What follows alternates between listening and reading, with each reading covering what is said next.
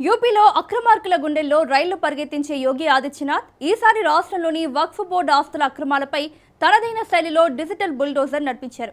దశాబ్దాలుగా సాగుతున్న వక్ఫ్ భూముల ఇష్టారాజ్యానికి చెక్ పెడుతూ రికార్డుల్లో తేడాలుంటే ఎంతటి వారినైనా వదిలిపెట్టేది లేదని యోగి సర్కార్ మరోసారి నిరూపించింది. కేంద్ర ప్రభుత్వం ప్రతిష్టాత్మకంగా తీసుకొచ్చిన ఉమీద్ పోర్టల్ వేదికగా జరిగిన మహాప్రక్షాళనలో రికార్డులు సరిగ్గా లేని ఏకంగా 31,000 కంటే ఎక్కువ వక్ఫ్ ఆస్తుల రిజిస్ట్రేషన్లను సీఎం యోగి ఆదేశాలతో అధికారులు నిర్దాక్షిణ్యంగా రద్దు చేశారు. ఈ నిర్ణయమే యూపీ పాలిటిక్స్ ను షేక్ చేస్తోంది. వక్ఫ్ ఆస్తులపై యోగి యాక్షన్ ను టార్గెట్ పాలిటిక్స్ గా ప్రతిపక్షాలు విమర్శిస్తున్నాయి. ఇంతకు ఉమీద్ పోర్టల్ కేర్ ఆఫ్ గా వక్ఫ్ ఆస్తులపై యోగి మార్క్ యాక్షన్ ఏంటి? 31,000కు పైగా ఆస్తులను ఎందుకు రద్దు చేశారు? భవిష్యత్తులో ఈ ప్రక్షాళన మరింత ఉధృతం కాబోతోందా? Let's watch. యోగి సంచలన 31,000 వక్ఫ్ ఆస్తుల రిజిస్ట్రేషన్ రద్దు. ఉమీద్ పోర్టల్ వేదికగా మహాప్రక్షాళన చేపట్టిన ప్రభుత్వం. వక్ఫ్ ఆస్తుల విషయంలో సీఎం యోగి నెక్స్ట్ యాక్షన్ ఏంటి? Unified Waqf management, empowerment, efficiency and development. Simple గా షార్ట్ కట్ లో చెప్పాలంటే ఉమీద్. ఏడాది క్రితం ఇదే సమయంలో వక్ఫ్ సవరణ చట్టం తర్వాత కేంద్రం ప్రతిష్టాత్మకంగా తెచ్చిన పోర్టల్ ఇది. దీని ముఖ్య ఉద్దేశం వక్ఫ్ ఆస్తుల నిర్వహణను కేంద్రీకృతం చేయడం, ఆధునీకరించడం, పారదర్శకతను పెంచడం. ఈ కొత్త చట్టం ద్వారా వక్ఫ్ బోర్డుల స్వరూపంలో ఆస్తుల నిర్వహణలో కీలక మార్పులు వచ్చాయి. పాత చట్టంలోనే సెక్షన్ 40 ప్రకారం ఏదైనా ఒక భూమి లేదా ఆస్తి తమదేనని ప్రకటించుకునే సంపూర్ణ అధికారం వక్ఫ్ బోర్డుకు ఉండేది. దీనిపై తీవ్ర వివాదాలు రావడంతో కొత్త చట్టం ద్వారా ఈ సెక్షన్ పూర్తిగా రద్దు చేశారు.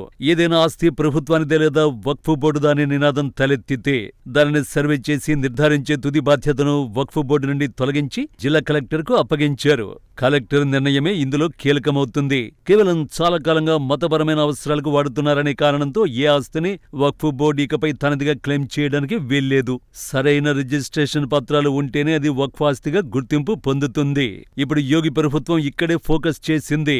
ఏకంగా 31,000 వక్ఫ్ ఆస్తుల్ని నిర్దాక్షిణ్యంగా రద్దు చేసింది.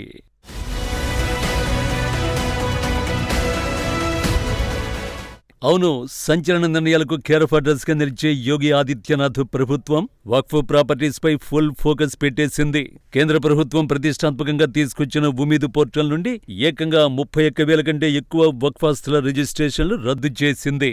యోగి అడ్డాలో దాదాపు 1.18 లక్షల వక్ఫ్ ఆస్తులున్నాయి. అయితే ఇందులో ఉమీద్ పోర్టల్లో అప్లోడ్ చేసిన రికార్డుల్ని రెవెన్యూ రికార్డులతో క్రాస్ చెక్ చేసినప్పుడు అధికారులకు మైండ్ బ్లాంక్ అయ్యే నిజాలు తెలిసాయి. వక్ఫ్ బోర్డు రికార్డులో ఉన్న ప్లాట్ నంబర్లకు, క్షేత్రస్థాయిలో ఉన్న భూమి వివరాలకు ఎక్కడ పొంతన లేదు. కాగితాల్లో ఒకలా, పోర్టల్లో మరోలా భూమి వైశాల్యాలు నమోదయ్యాయి. సరైన పత్రాలు లేకుండానే అనేక ఆస్తుల్ని వక్ఫ్ ఆస్తులుగా క్లెయిమ్ చేసినట్లు వెరిఫికేషన్లు తేలింది. ఫలితంగా కేవలం అనుమానాస్పదంగా ఉన్న రికార్డులనే కాకుండా ఏకంగా 31,192 ఆస్తులకు సంబంధించిన వక్ఫ్ క్లెయిమ్లనే అధికారులు నిర్దాక్షిణ్యంగా తిరస్కరించారు.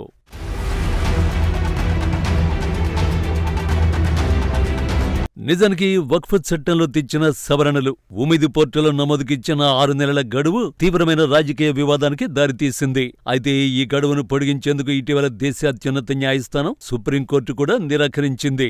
సాంకేతిక సమస్యలుంటే వక్ఫ్ ట్రిబ్యునళ్లను ఆశ్రయించండి, అంతేగాని గడువు పెంచేది లేదని కోర్టు స్పష్టం చేయడం ప్రభుత్వానికి మరింత బలాన్ని ఇచ్చింది. ఈ క్రమంలోనే యోగి ప్రభుత్వం ఉమీద్ పోర్టల్ కేరాఫ్ గా వక్ఫ్ ఆస్తుల ప్రక్షాళన షురూ చేసింది. ఈ రికార్డుల ప్రక్షాళన కేవలం ప్రారంభం మాత్రమే. రాబోయే రోజుల్లో ఉమీద్ పోర్టల్ వేదికగా ప్రక్షాళన మరింత ఉధృతంగా ఉండబోతోందని యోగి ప్రభుత్వం సంకేతాలిస్తోంది.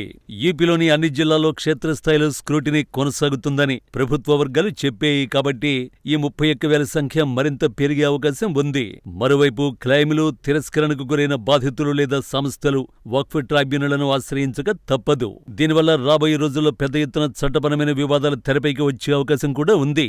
ఇదే సమయంలో ఈ చర్యను ప్రభుత్వం దుర్వినియోగాన్ని అరికట్టే పారదర్శక ప్రయత్నమని చెబుతుంటే ప్రతిపక్షాలు, కొన్ని ముస్లిం సంస్థలు దీనిని టార్గెట్ పాలిటిక్స్ గా విమర్శిస్తున్నాయి. దీంతో యోగి యాక్షన్ రాజకీయంగానూ రచ్చరేపడం ఖాయంగా కనిపిస్తోంది.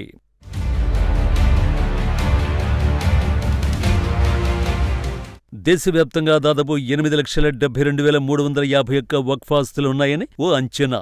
ఇవన్నీ కలిపితే 38 లక్షల ఎకరాల్లో ఉన్నట్లు రికార్డులు చెబుతున్నాయి. భారత రక్షణ శాఖ రైల్వేల తర్వాత దేశంలోనే అత్యధిక భూమి కలిగిన 3వ అతిపెద్ద సంస్థగా వక్ఫ్ బోర్డు నిలుస్తోంది. అసలు వక్ఫ్ బోర్డులకు ఇంత భూమి ఎక్కడిది అనే చర్చ ఎప్పటినుంచో ఉంది. ఇవన్నీ ఒకప్పుడు హిందువుల ఆస్తులే అని కాలక్రమంలో వక్ఫ్ అధీనులకు వెళ్లిపోయాయని హిందూ సంఘాలు ఆరోపిస్తున్నాయి. నిజానికి వక్ఫ్ ఆస్తుల విషయంలో ఉత్తరప్రదేశ్ సీఎం యోగి ఆదిత్యనాథ్ కఠిన వైఖరిని అవలంబిస్తున్నారు. చట్టవిరుద్ధంగా వక్ఫ్ బోర్డు పేరుతో ఆక్రమించిన ప్రతి అంగుళం భూమిని వెనక్కి తీసుకుంటామని, ఆ భూముల్లో పేదలకు ఇళ్లు, విద్యా సంస్థలు, ఆసుపత్రులు నిర్మిస్తామని గతంలోనే ఆయన స్పష్టం చేశారు. ఆక్రమణకు గురైన భూములను వెనక్కి తీసుకునేందుకు సర్కార్ రెవెన్యూ రికార్డులు పరిశీలిస్తోందని, ఏమాత్రం తేడా వచ్చినా రిజిస్ట్రేషన్లు రద్దు చేసి భూమి స్వాధీనం చేసుకుంటామని తెలిపారు.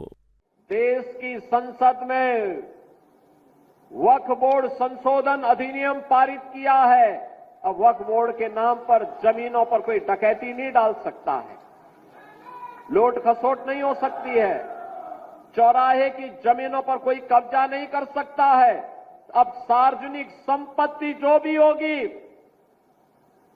जो राजस्व की भूमि होगी, उसका उपयोग विद्यालय बनाने में, चिकित्सालय बनाने में, कॉलेज बनाने में, मेडिकल कॉलेज बनाने में, ऐसे बैराज बनाने में, गरीबों के लिए आवास बनाने में ही उसका उपयोग होगा। किसी बोर्ड के नाम पर लूट खसोट हमेशा के लिए लगाम लगाने का काम किया है। వక్ఫ్ ఆస్తుల విషయంలో గత ఏడాది యోగి ఇచ్చిన క్లియర్ కట్ క్లారిటీ ఇది. అసలు వక్ఫ్ బోర్డుకి ఉన్న చట్టబద్ధత ఏంటని యోగి ప్రశ్నించారు. అది వక్ఫ్ బోర్డా లేక మాఫియా బోర్డా అంటూ మండిపడ్డారు. ఏ భూములు చూసినా అవి మావే అంటున్నారని, ఇదేం పద్ధతి అని యోగి ఆగ్రహాన్ని వ్యక్తం చేశారు. అన్యక్రాంతంగా ఆక్రమించుకున్న భూముల్ని స్వాధీనం చేసుకుంటామని ఇచ్చిన మాటను నిలబెట్టుకుంటూ ఇప్పుడు ఆ యాక్షనే షురూ చేశారాయన. ఏది ఏమైనప్పటికీ దశాబ్దాలుగా ఎలాంటి పటిష్టమైన నిఘా లేకుండా సాగిన వక్ఫ్ ఆస్తుల నిర్వహణకు డిజిటలైజేషన్ ఓ పెద్ద స్పీడ్ బ్రేకర్ లాంటిదే. భూమి రికార్డుల ఖచ్చితత్వాన్ని తేల్చడంలో ప్రభుత్వం తీసుకుంటున్న ఈ కఠిన నిర్ణయాలు మున్ముందు దేశవ్యాప్తంగా ఇతర రాష్ట్రాల్లో కూడా అమలు చేసేందుకు ఓ రోడ్డు మ్యాప్లా మారే అవకాశం కనిపిస్తోంది. ఇప్పటికే ఇతర రాష్ట్రాల్లో కూడా యోగి సర్కార్ల యాక్షన్ తీసుకోవాలనే డిమాండ్లు తెరపైకొస్తున్నాయి. ఒక్కటి మాత్రం స్పష్టం, దేశవ్యాప్తంగా ఉన్న సుమారు 9 లక్షల వక్ఫ్ ఆస్తుల్ని ప్రక్షాళన చేయడం మొదలు పెడితే లక్షల్లో ఆస్తుల రిజిస్ట్రేషన్లు రద్దు కావడమో లేక హోల్డ్లో పెట్టడమో జరుగుతుంది.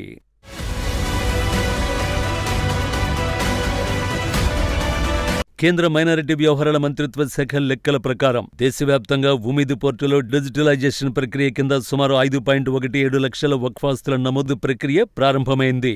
ప్రస్తుతం సుమారు 6.52 లక్షలకు చేరింది. ఇందులో కేవలం 2.16 లక్షల ఆస్తులు మాత్రమే అప్రూవ్ అయ్యాయి. మిగిలిన వాటిలో లక్షలాది ఆస్తులు ఇంకా పరిశీలనలో ఉండగా ఇప్పటికే వేల సంఖ్యలో తిరస్కరణకు గురయ్యాయి. యూపీలో దాదాపు 1.18 లక్షల వక్ఫ్ ఆస్తులుంటే అందులో కేవలం ఉమీద్ వెరిఫికేషన్ ద్వారానే 31,000కు పైగా, అంటే సుమారు 30% ఆస్తుల రిజిస్ట్రేషన్లు చెల్లకుండా పోయాయి. ఇదే ఫార్ములాను దేశవ్యాప్తంగా అన్వయిస్తే దేశవ్యాప్తంగా ఉన్న 5.17 లక్షల ఆస్తుల్లో కఠినమైన రెవెన్యూ వెరిఫికేషన్ కనుక జరిపితే కనీసం 1.25 లక్షల నుంచి 1.50 లక్షల ఆస్తుల రిజిస్ట్రేషన్లు ప్రమాదంలో పడే అవకాశం ఉంది. ముఖ్యంగా యూపీ తర్వాత అత్యధికంగా వక్ఫ్ ఆస్తులు నమోదైన మహారాష్ట్ర, కర్ణాటక, పశ్చిమ బెంగాల్ వంటి రాష్ట్రాల్లో ఈ రద్దుల ప్రభావం తీవ్రంగా ఉండబోతోంది. ఉమీద్ పోర్టల్ కంటే ముందు ఉన్న వామ్సీ కంప్యూటరైజేషన్ సిస్టంలో డూప్లికేట్ ఎంట్రీలు, తప్పుడు రికార్డులు విపరీతంగా జరిగాయి. ఇప్పుడు వాటన్నింటినీ జియో ట్యాగింగ్, శాటిలైట్ మ్యాపింగ్ ద్వారా చెక్ చేస్తుండటంతో కాగితాల్లో ఉన్న భూమి క్షేత్రస్థాయిలో కనిపించడం లేదు. ఒకవేళ కేంద్ర సర్కారు యూపీ తరహాలోనే దేశవ్యాప్తంగా ఉన్న అన్ని రాష్ట్రాల కలెక్టర్లు, రెవెన్యూ అధికారులతో గనక జాయింట్ వెరిఫికేషన్ డ్రైవ్ చేపడితే దేశ చరిత్రలోనే అతి పెద్ద ల్యాండ్ రికార్డ్స్ కరెక్షన్ జరగడం ఖాయం.